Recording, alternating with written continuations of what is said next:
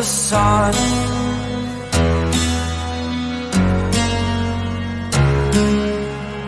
To dream, believe in strength. Now I'm the only one, only one.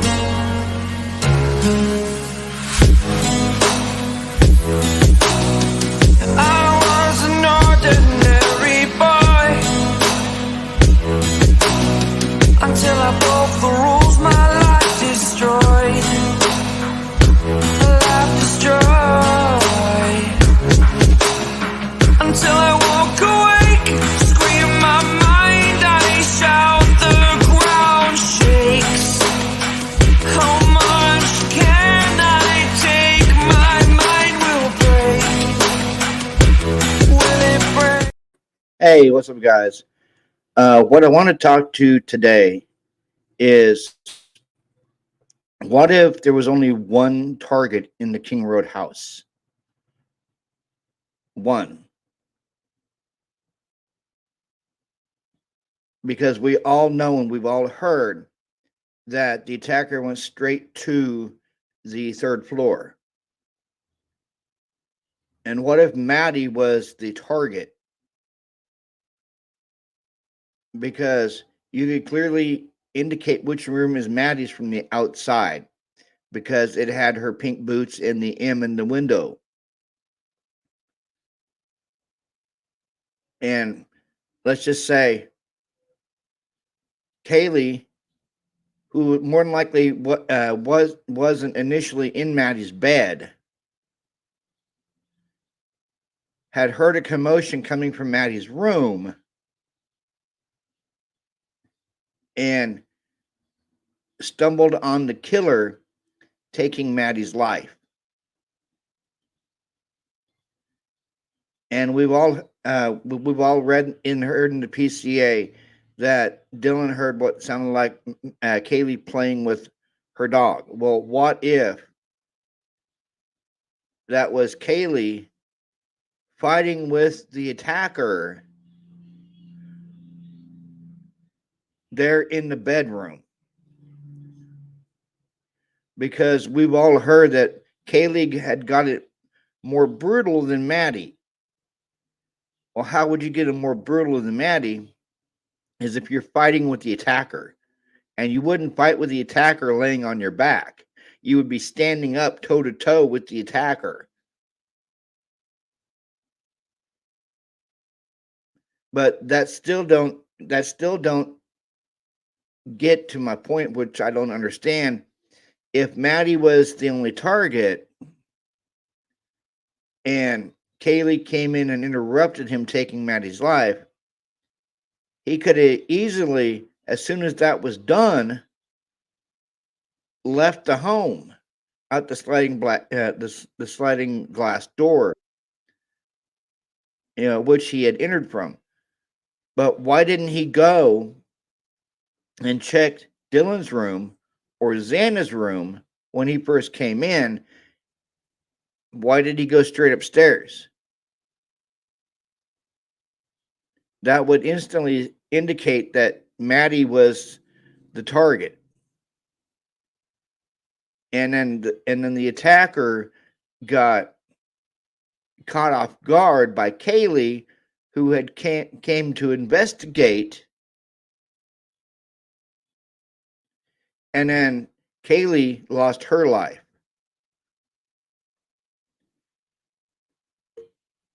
Stinking fly.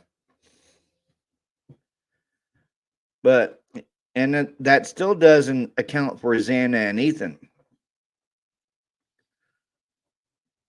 Could Ethan have seen the attacker coming down the stairs after unaliving Kaylee and Maddie? That's a good possibility, in my opinion.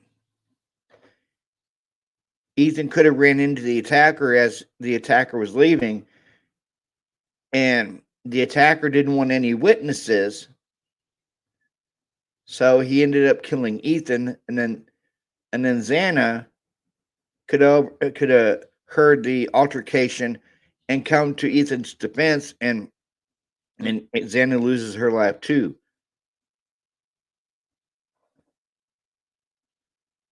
But did he go in there planning on taking 4 lives? Or did he go in there on taking 1 life and just happen to get caught doing what he had went in there to do? Caught by Kaylee. And then as he was leaving, caught by Ethan and Xana.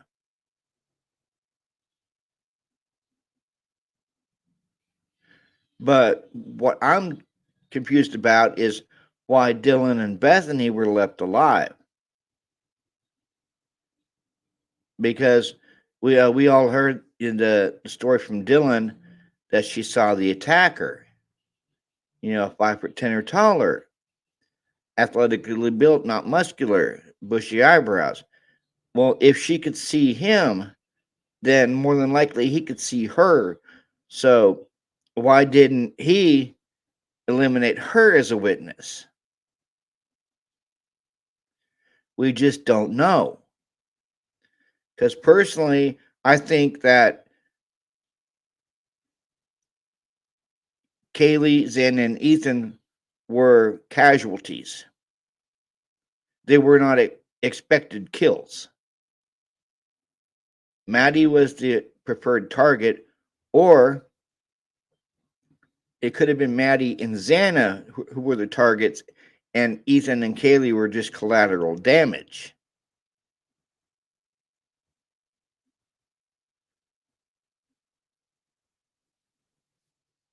It would have to been someone who knew the layout of the house, because I don't think Brian knew the inside layout of the house in order to go in and go straight up to Maddie's room.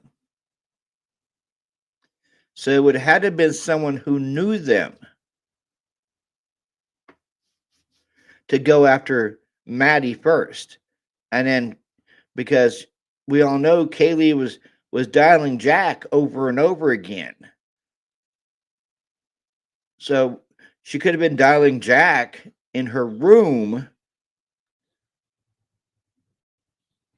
and then hearing what's going on in Maddie's room, walking out to check, and then catching the attacker taking Maddie's life, and her being Maddie's best friend slash sister, she went to stop it and ended up having her life taken. Because you wouldn't be laying in a bed fighting with somebody on your back if they have a knife. You would be standing up going toe to toe with that person. And Murphy was barking because Kaylee had him locked in her room.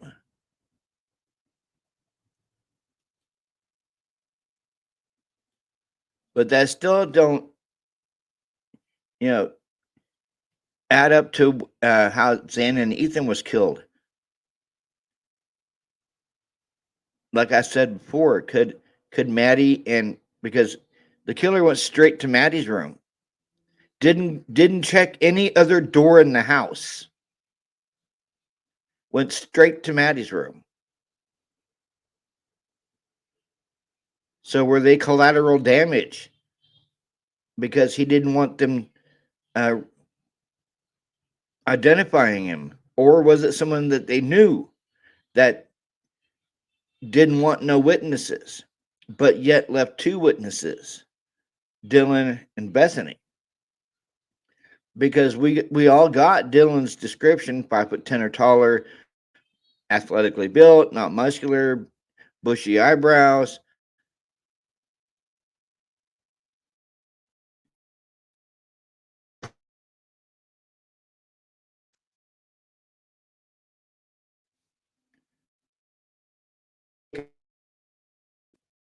seeing him. So what? Why was she left alive and Xana left alive? It just makes you wonder if it was someone that knew them, knew the people in the house.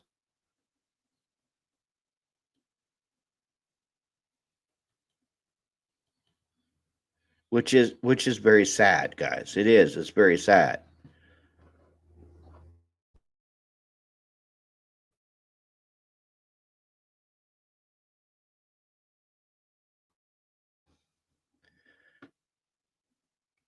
We won't know what's going on in this case until the trial starts, which is next year.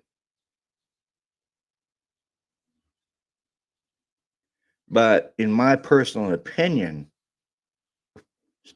stupid flies. In my personal opinion, it had to be someone that knew them.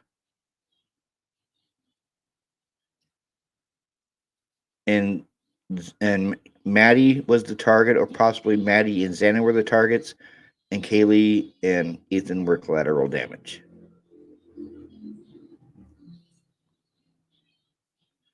But still, why would you go into a house with 6 people?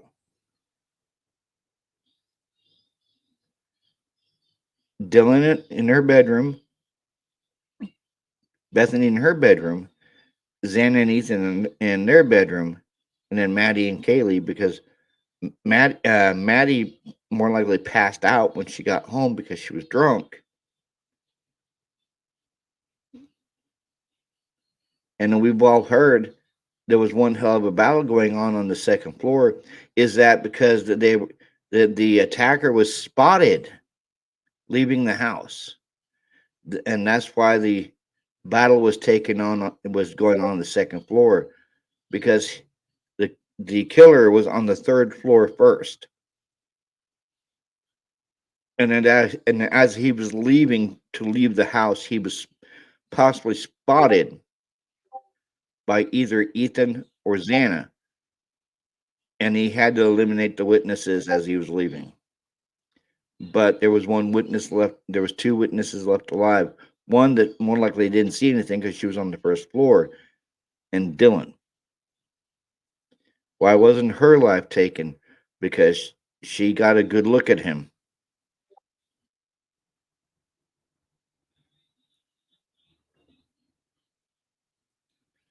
That's something that we'll never know, guys. That's something in this case that we'll never know. Just like what happened in the 8-hour gap, we'll never know that.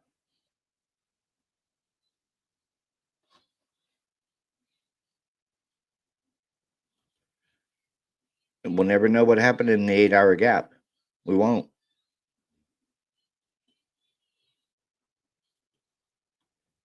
Like always, guys, like, comment, and subscribe to my channel. Share my channel. If you have any insights or theories, please leave them in the comment section below. This is Robert with True Crime Podcast, and I'm out.